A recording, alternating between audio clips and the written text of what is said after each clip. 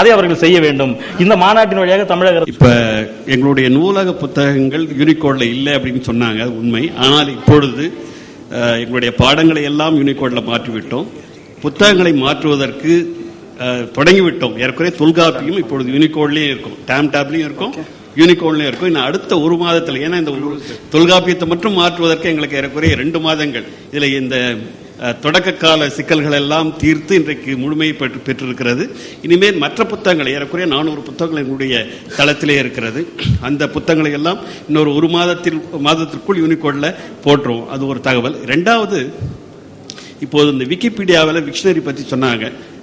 தமிழ் இணைய பல்கலைக்கழகம் கலைச்சொற்களை, எல்லா துறைகளையும் சார்ந்த கலைச்சொற்களை 14 தொகுதிகளாக வெளியிட்டிருக்கிறது. 10 தொகுதிகள் வெளிவந்து விட்டன.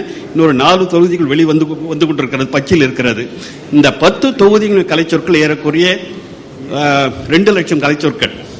அதுல ரெப்படிஷன் இருக்கலாம். இந்த 2 லட்சம் கலைச்சொற்களையும் இந்த விக்ஷனரிகளை சேர்ப்பதற்கு எங்களுடைய இந்த குழுமம், இயக்குனர் குழுமம் ஒப்புதல் அளித்திருக்கிறது. அந்த சொற்களை இப்பொழுது நாங்கள் விக்கிபீடியா கொடுத்திருக்கிறோம். பக்கத்தில் செல்வகுமார் இருக்காங்க. அவங்க உடனடியாக நாங்கள் அதில் அப்டேட் பண்ணிடுறோம், அப்லோட் பண்ணிடுறோம் அப்படின்னு சொல்லியிருக்காங்க. ஏற்கனவே இன்னொரு ஒரு வாரத்திற்குள் அது இந்த 2 லட்சம் கலைச்சொற்களும் அந்த விக்ஷனரியில் வந்துச்சுன்னா இப்போ 1,18,000 கலைச்சொற்கள் இருக்குன்னு சொல்றாங்க.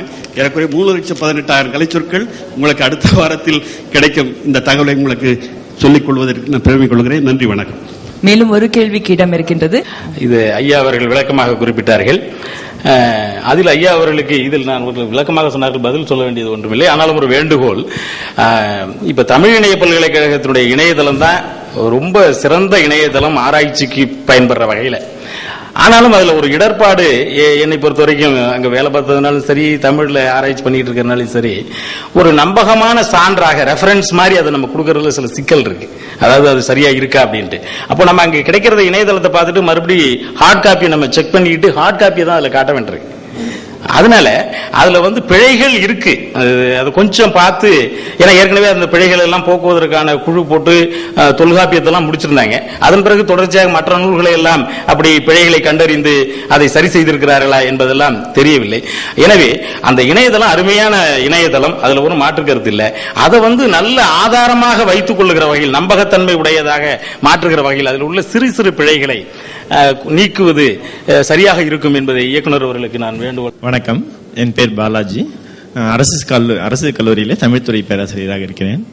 அந்த ஒரு பல்கலைக்கழகத்திலும் தமிழ் துறைகள் உள்ளன.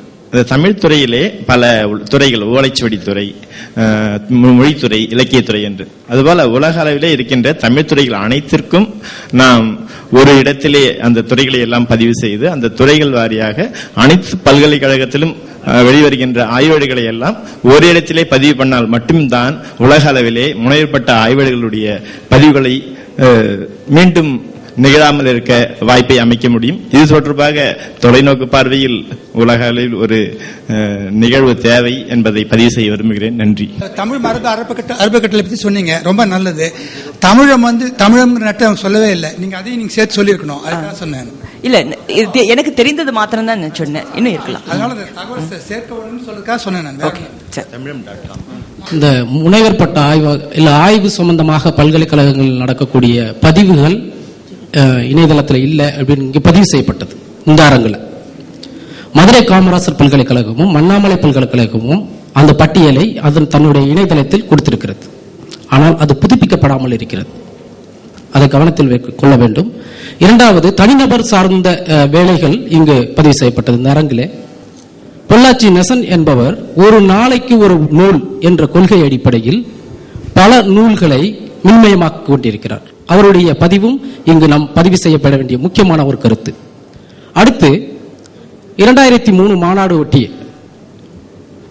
மேதகு முன்னாள் இந்திய ஜனாதிபதி அவர்கள் அப்துல் கலாம் அவர்கள் விடுத்த ஒரு வேண்டுகோள், இதுவரை இந்திய மொழிகளிலும் சரி, குறிப்பாக தமிழ் மொழியிலும் சரி, பதிப்பிக்கப்பட்ட நூல்கள் அனைத்தும் மின்மயமாக்கப்பட வேண்டும்.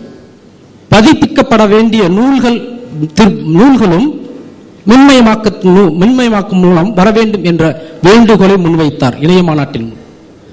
எனக்கு நினைவிருக்கிறது, முனைவர் கல்யாண் அவர்களும் அந்த கூட்டத்தில் கலந்து கொண்டார். நானும் அந்த கூட்டத்திற்கு சென்றிருக்கிறேன். சென்னை MITs நடந்த முனைவர் அனந்தகிருஷ்ணன் தலைமையில் அந்த கூட்டம் நடைபெற்றது. அதற்கு பல கோடி ரூபாய்கள் ஒதுக்குவதற்கு இந்திய அரசும் ஒத்துக்கொண்டது. அது குறித்த தகவல்கள் இத்தனை ஆண்டு காலம் எந்த வலைப்பதிவுகளும் வரவில்லை. அது குறித்த எந்த தகவலும் இதுவரை பரிமாறிக்கொள்ளப்படவில்லை. என்ன ஆனது என்பதை தெரியவில்லை.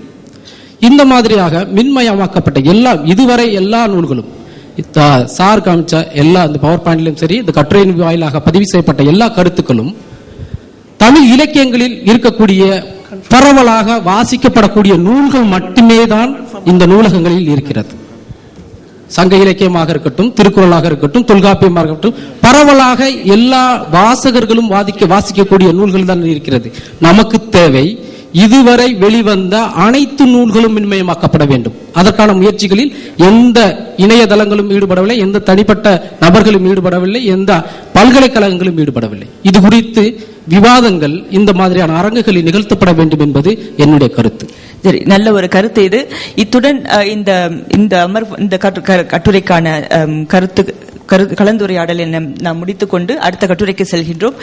அடுத்த கட்டுரை முடிந்த பிறகு, கேள்வி பதில் நேரம் முடிந்த பிறகு மேலும் நாம் சிறிது நேரம் கலந்துரையாடலாம். உங்கள் கருத்துக்களை அப்போது நாம் பகிர்ந்து கொள்வோம். அடுத்த கட்டுரையாளர் தமிழ் மின்னணு நூலகத்தின் ஆக்கமுறை என்ற தலைப்பில் முனைவர் கல்யாணசுந்தரம் அவர்கள் இந்த கட்டுரையை வாசிக்க இருக்கின்றார்கள். முனைவர் கல்யாணசுந்தரம் அவர்களை பற்றி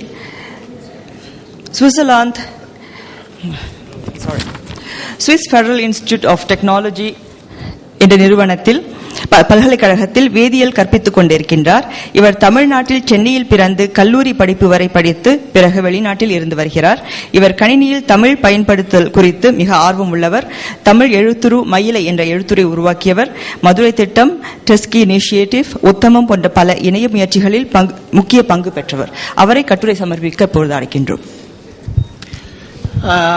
அனைவருக்கும் வணக்கம். முதலாக இந்த தமிழ் இணைய மாநாட்டிலே எனக்கு பங்கு பெற வாய்ப்பு கொடுத்ததற்கு உத்தமத்தின் இந்த இணைய மாநாட்டு குழுவுக்கும் தமிழக அரசுக்கும் எனது நன்றியை தெரிவித்துக் கொள்ள விரும்புகின்றேன். எனக்கு முன்பு பேசியவர்கள் இணையதளங்கள், மின்பதிப்பு சம்பந்தப்பட்ட இணையதளங்கள் பற்றி பல கூறிவிட்டமையால் எனது வேலை சிறிது சுலபமாகிவிட்டது. அந்த நேரத்தை நான் வேறு எதற்கு பயன்படுத்தலாம் என்று நினைக்கின்றேன். எனக்கு கொடுத்த நேரத்தில் நான் ஒன்று தமிழ் மின்னூலகம் பல முயற்சிகள் நடந்து கொண்டிருக்கின்றன. அவற்றில் எனது தனிப்பட்ட கருத்துக்கள், அவற்றை எப்படி மேம்படுத்தலாம் என்பது எனக்கு ஒரு சில கருத்துக்களை பகிர்ந்து கொள்ள விரும்புகின்றேன். இரண்டாவது பகுதியில் மதுரை திட்டத்தில் நாங்கள் என்ன செய்ய இருக்கின்றோம், மின்பதிவு பதிப்பித்த முன்பு பேசியவர் அவருடைய வேண்டுகோளாக கேட்டுக்கொண்டது மதுரை திட்டத்தில் உள்ள நூல்களை தேடுபொறிகள் கொண்டு குறிப்பிட்ட வார்த்தைகளை தேட முடியுமா என்று கேட்டார்கள். அதை நாங்கள் 2 வருடங்களுக்கு முன்பே செய்துவிட்டு நான் அது பற்றி பலரிடம் பேசிக் கொண்டிருக்கின்றேன். இணையதளத்தில் தான் ஏற்றவில்லை. நான் முடிந்தால் பிறகு அது எப்படி செய்யலாம் என்று அதை பற்றி 2வது பகுதியில் பேசுகின்றேன். மின்னூலகம் என்பது பலருக்கு பலவித digital library or virtual library or லைப்ரரின்னு சொன்னாக்க பலருக்கு பலவித கருத்துக்கள் இருக்கலாம். நான் என்ன சொல்வது என்றால், ஒரு டிஜிட்டல் லைப்ரரி என்பது எந்த ஒரு நூலகத்தில் உள்ள பொருள்கள் அனைத்தையும், புத்தகமோ